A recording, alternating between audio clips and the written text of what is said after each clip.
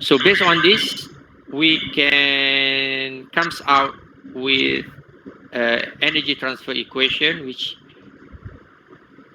showed as you can see here, we have electrical energy input, okay, which refer to this one, the input equal to mechanical energy output plus the energy stored, increase in stored energy in the magnetic field, which what we call as the energy stored, and then plus all the losses, which in this case we have mechanical loss, field loss, and also electrical loss. Okay, or in other words,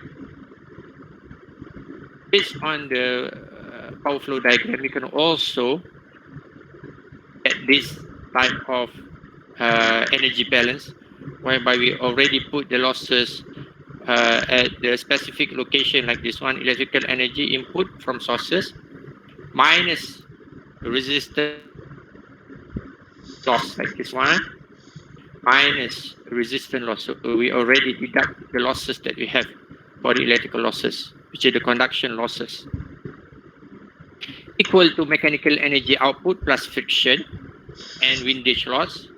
Okay, so this is the equal to mechanical system, okay, minus the losses that we have at the mechanical part plus increase in stored field energy plus or and hysteresis loss, which is here, okay, which is here. So we can also have this kind of energy balance equation. However, as I said just now, if you want to consider that the system is lossless, it means that there is no losses. In practical, this cannot be happen, but normally we will use this to understand the big picture of the system. Okay, what happened when because if we consider losses, the analysis will be much more complicated.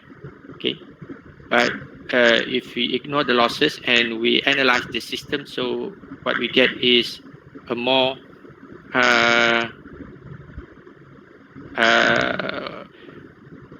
general equation that shows what happened in the system. It is more understand, or it is much more easier to understand if we first ignore the losses.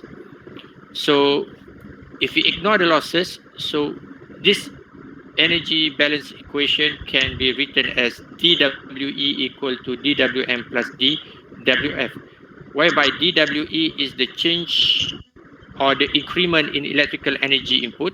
This is the electrical energy from the input, equal to the output energy at the mechanical side, okay, which what mentioned here as the difference change in mechanical energy output plus the energy stored in the magnetic system. Okay, so there will be a changes in every part of this. Let's say we change the input at the electrical part, so there will be changes on the mechanical part and also in the magnetic part. So this equation is the basic concept of this electromechanical energy conversion. This is the basic equation in this electromechanical energy conversion. So you have to know this equation very well. If we consider, this is considered as the energy comes from the electrical part, and which the input is electrical and the output is mechanical. For generator, it's different. So this is only valid for a system that receive input from the electrical part and the output is at the mechanical part. So this is the basic structure of electromechanical system that we will study. This is the most basic. Okay. As you can see here, we have a source, electrical source, and then we have a coil, whereby the coil is put on the magnetic material, whereby here we take the C shape of the magnetic material, and we also have another I shape of magnetic material. This one is the I, the shape of the magnetic material is I, and the left side whereby we have the coil is C shape. So this is normally based on Ci core.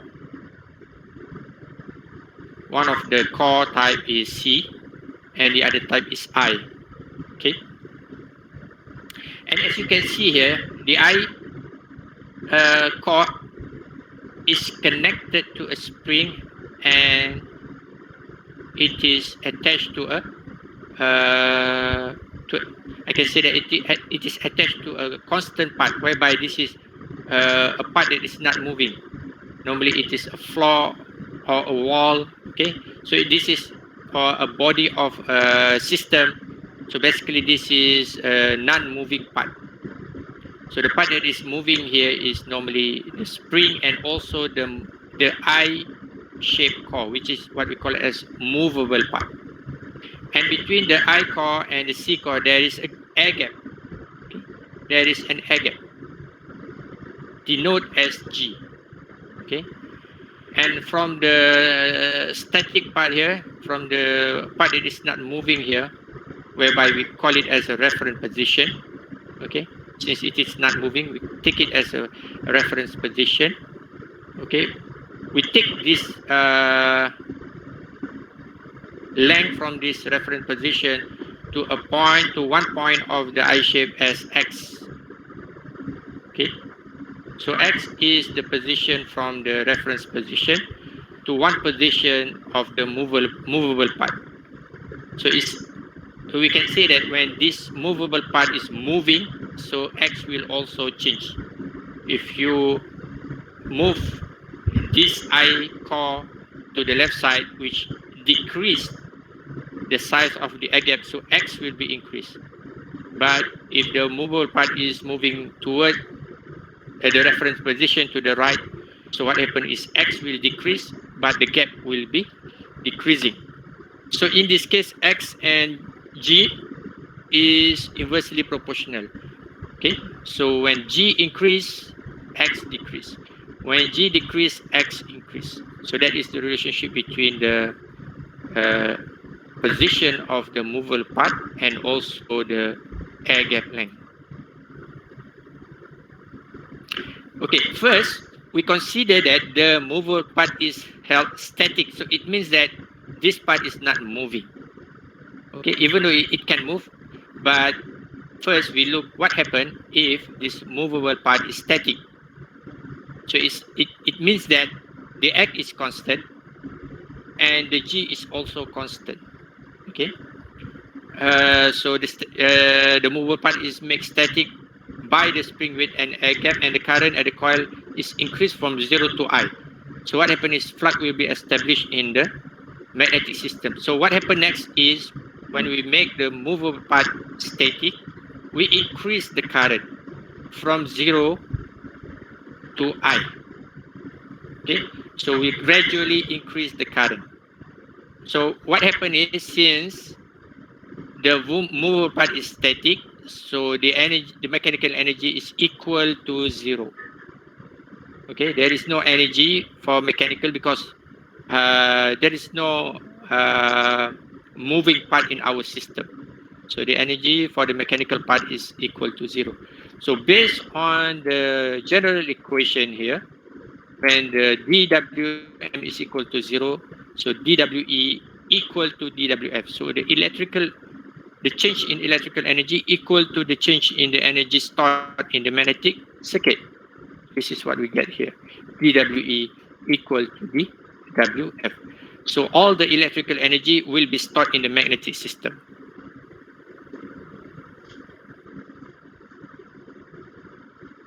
Okay.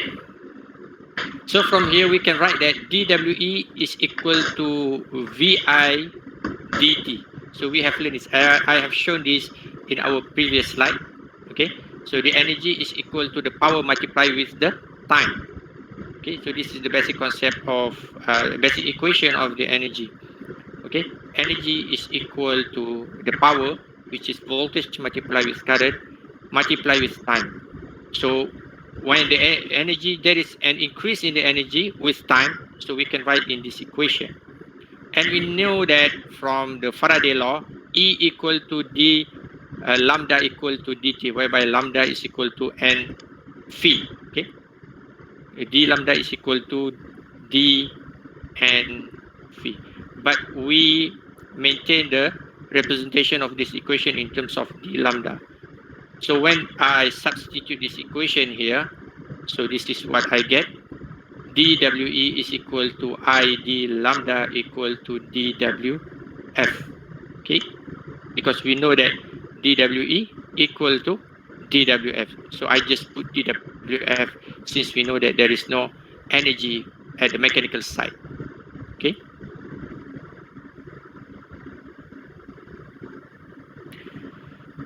So it seems that, as shown in the following figure here, the incremental field energy is shown when the flux linkage is increased from 0 to lambda. So let's say you increase, basically we increase the flux linkage by increasing the current. But I didn't mention about the current because normally we know that if you further increase the current, okay, exceeding the saturation level, so what happens is the flux will be saturated. So it is more accurate to define as the increase of the flux linkages or the increase of the flux, or in other words, increase in the flux density if you look at the BH curve. Okay, so as you can see here, if I increase the flux from 0 to lambda, let's say this is lambda,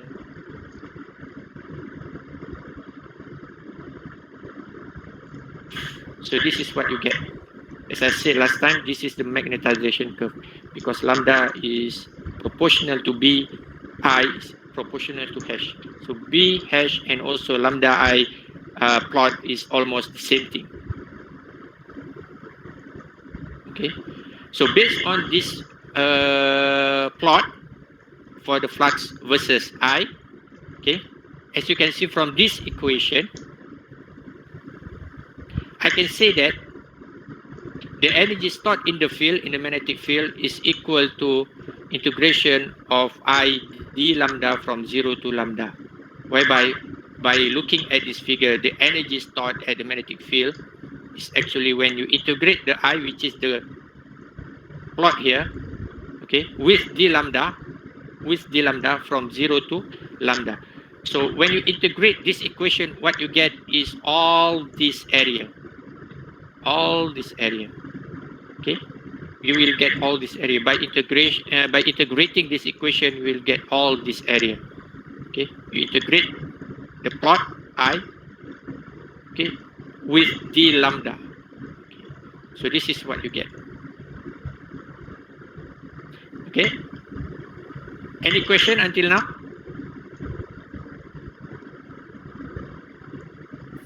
Yes, Doctor. Doctor, this one is for static, right?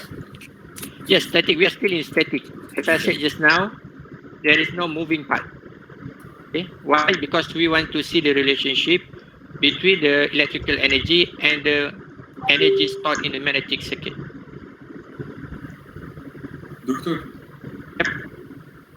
Doctor, can you go to the previous slide? Fine. Yeah, this one, the diagram is not clear. I want to know how does it look like? What does this consist of? What does this consist of? What this diagram consists of? Yeah, like those two are connected. The right part and the left part, are they connected? It is not connected. It is not connected. There is air gap between the C core and the I core. There is an air gap. Okay, it's something Okay. like a relay. You know relay? Yeah, I know. Okay, there is one part whereby you put a coil Okay. and you supply with like a DC voltage, 12 volt, and there is another part whereby you connect with something like when you deal with higher voltage like 240 volt AC. Okay. Okay. Then you have resistor. Okay. And then you have a resistor, and then you have this is the load. Let's say. Okay, this is the 230 volt. So when there's okay, let's say this is connected to this one. So what happens is when you supply current, let's say, when you supply current, maybe this part is moving upward. So what happens? It will close the circuit and the current will flow. So this is concept of relay. Okay. So we bring this concept here. Okay, there is a part where you supply with a very low voltage, 12 volt here, and the other part is a moving part whereby it based on your need, what you want. This is the moving part. Okay, maybe you connect this moving part with a switch whereby it will move to close the switch for the other system. In this case, for the high voltage system, the AC high voltage system. Okay, so you are controlling the switch by using lower voltage. So this is relay system. This is based on relay system. Okay. So the spring is just to help in moving the movable part? Yeah. So when there is, I can say that after this, when we study that there is a moving part, okay, so this one will move and close the switch, and when there is no current from the 12 volt, so what happens? It will going back to the initial position. How it going back to the initial position? Based on the existence of the spring. Okay, this one, this position will going back to the initial position by using spring. So if there is no current here, there is no voltage here, so the position of this I core will going back to its initial position. Doctor, where is the 12 volt in the iron core? Or I'm sorry? where is the 12 volt which we're going to put in the So this is 12 part? volt. Okay. So this is the moving part. Maybe this one is connected to the switch here. Let's say this is the switch. Okay, switch to the higher voltage. Okay. Excuse me, doctor. Yep. Can we reduce losses in this type of machines? In this relay system, in this electromechanical energy system, Yes. okay, Can we reduce losses, or it's like a constant losses? okay. Normally losses is based on, we have, we didn't consider losses yet. Normally, as I said just now, losses, we can have losses at the electrical part here. So basically this is losses. This R is losses. We don't put R normally. So what happened here, this R is the losses due to the coil, which is what we call as copper loss. Okay, it's something like what you see in transformer equivalent circuit. You have R1, R2, okay? So that is the losses due to the conductors, due to the copper, internal resistance of the copper. So if you want to lower this, you should ensure that you get a better conductor size, conductor type. So that's what you should do. The same goes to the core. If you want to reduce the losses in the core, you should make sure that, as I said last time, you should reduce the hysteresis loop area. And also, in some cases, you have to choose a high resistant core, like ferrite. It will also reduce the losses. If you use iron, in some cases, iron, if you put the if you make the iron laminated, so you will also reduce the loss by reducing the eddy current loss. So that are some of the losses associated with the system. It's the same with what you have learned before. Okay. But for the mechanical part, we are not yet there. For the mechanical losses, we are not that yet. We are not yet. We are not there yet. Okay. So now we are talking about static system. Any other question?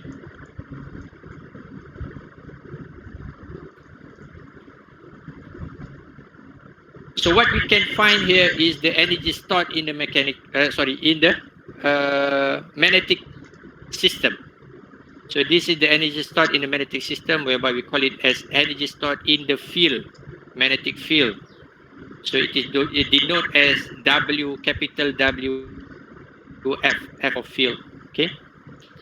And based on Ampere circuit law, which is, okay, we know that from Ampere circuit law or Ampere circuit law, okay, the total current enclosed by the the total current enclosed by the boundary that you define in a system, okay, whereby that boundary is the integration, close integration of the magnetic intensity with the length of the boundary.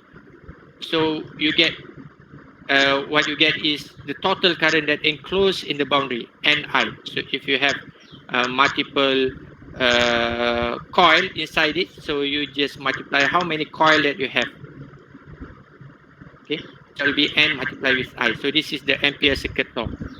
And if you solve this, basically this is what you have, which is H.dl is equal to HL plus Hg plus Lg. So how we get this? How we get HClc plus HgLg? It is based on this.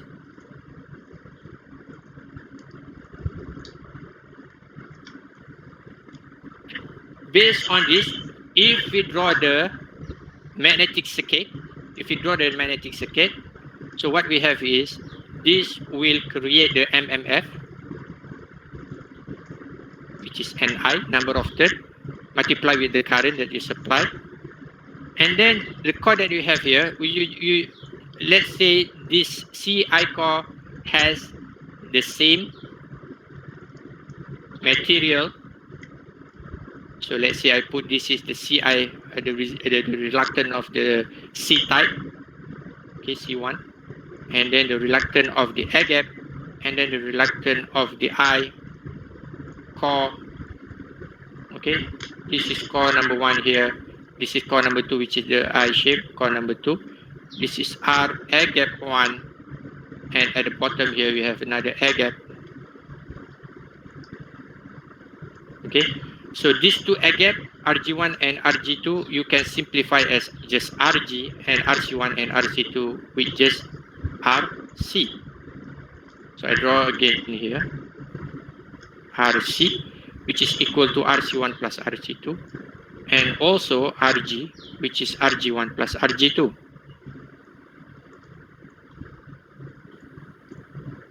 So this is the magnetic circuit. The analogy of the electrical circuit for this magnetic system, we call it as magnetic circuit. Okay, so this is Ni, and it is what we call as MMF. So we can also find the MMF at both reluctant, at both material, whereby for the core, it is actually equal to HClc,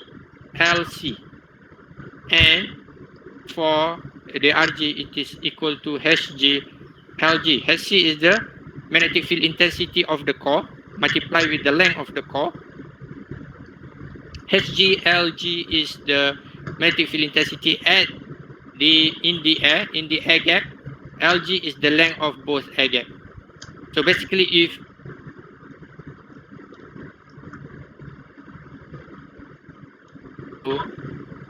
Ni over L, so you can rearrange this such that HL equal to Ni. So basically this is MMF with something like an EMF in electrical circuit. So basically you can just add up by using KVL.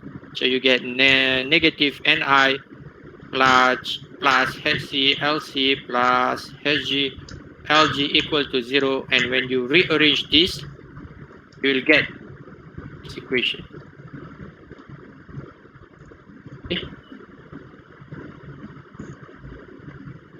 CLC for the core plus HgLg for the air gap, and we know that the flux linkage is equal to N phi, and phi is equal to AB. What is AB? It is based on the magnetic flux density, B equal to flux divided by A. So flux is equal to B multiplied with A. B is magnetic. What is B? Density. Magnetic flux density. Flux density. Yeah. Magnetic flux, or what we call as flux density or magnetic flux density, is the same thing. The unit is Tesla. What is A? Area crossover. The cross-section area of the material. Either it is, in this case, throughout this topic, we consider that the cross-section area of the core and the cross-section area of the air gap is the same. It means that we ignore the, if fringing effect. So we ignore the fringing effect. So when the cross-section area of the core and the cross-section area of the air gap is equal, so it means that we ignore the fringing effect. Okay? So that is A. So by using all this equation, we can rearrange the equation that we have earlier, which is WF equal to integration of I d lambda. I is equal to Ni, as I said just now, Ni equal to HCLC plus HGLG. So I is equal to all this term divided by N. So N, we put it down here. So this is what you get. And also lambda is equal to NAB, as I said just now. Okay. G is equal to B divided by mu naught. Okay. Hg is equal to B divided by mu naught, whereby this B is, is the flux density that we want. So here I can put that as HCdB ALC plus, I rearrange this, I rearrange this equation and I replace Hg with B over mu naught, so N will be eliminated. So what left is HCLCdBA plus integration of HGLGdBA, and Hg I replace with B over mu naught. We know B equal to mu hash. Okay. So when you get this equation and if you solve it, so when you as you can see here, this is the volume of the core. So I can say that this is a constant. It will not change throughout the analysis. You cannot change the cross-section area. You cannot change the length of the core. It's simply change the length of the core. So this is constant. I can just simply take it out and define as core volume, because A cross-section area, LC is the length of the core. So that will give you the core volume. And what left is HCdB. So you just have to integrate this one. And for the right side, what I have is mu naught is constant. Again, ALG is also constant, and this one is the air gap volume. Okay, since we consider that the cross-section area of the air gap is equal to the core, and we multiply with the length of the air gap, ALG, so this will be the air gap volume. So what left is just mu naught we take out because this is constant. So what left is the integration of B dB. So when we integrate this, we get B squared over 2. And then mu naught is, we just put back here. So this is what you get. And here we can define this part as small capital W, small capital WFC. And this one is VC, which is core volume.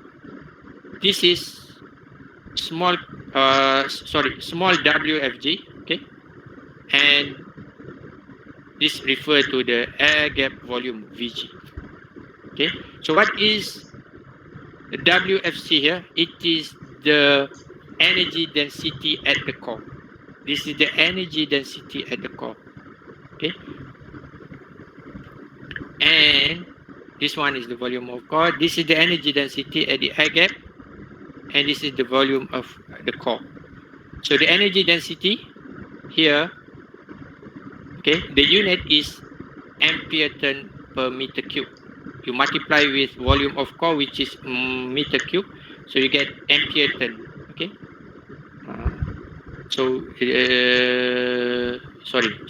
This is energy ampere turn is the unit of hash. This is joule per meter cube, multiply with energy density is joule per meter cube, multiply with the volume of the core meter cube. So what you get here is joule, whereby it is defined as the energy stored in the magnetic material. And the second part here is the energy density at the air gap.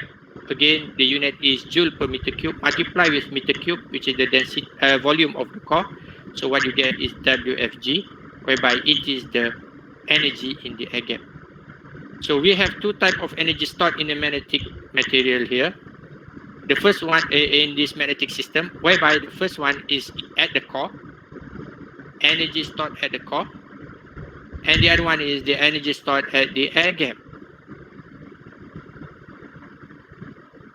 Okay, so it is denoted as this capital WFC, energy stored at the core. WFG is the WFC is the energy stored at the core. WFG is the energy stored at the air gap. It is the field energy, the magnetic energy.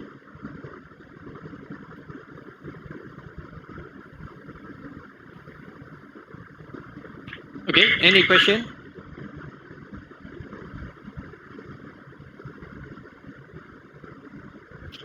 So what I can say here is the total field energy, because the topic here is field energy. The total field energy, which is equal to the energy supplied by the electrical system, is equal to the energy stored in the core plus the energy stored in the air gap.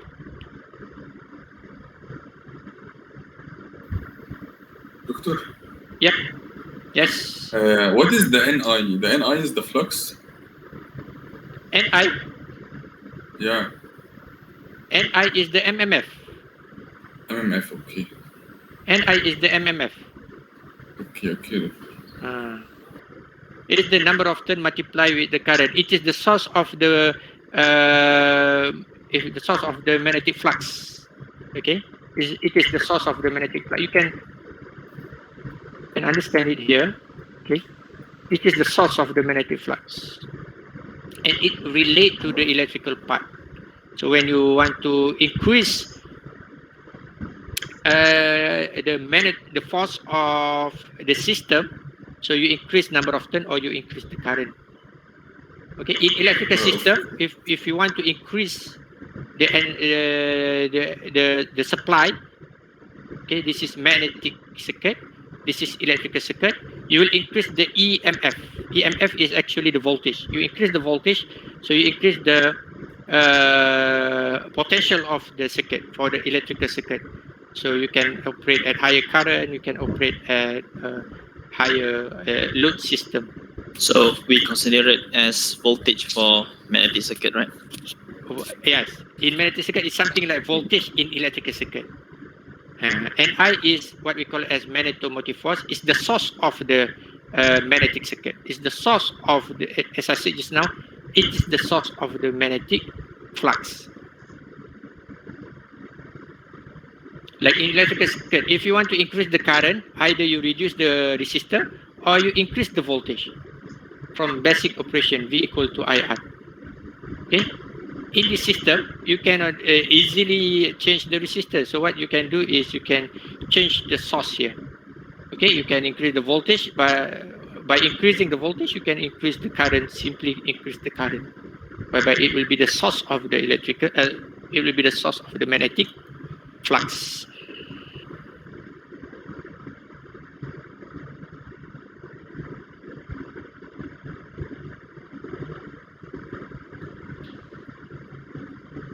Any other question until now? Okay, if there is no question, can we take a break? 5-minute break. Okay. Okay, we take a 5-minute break. We continue at 3 o'clock.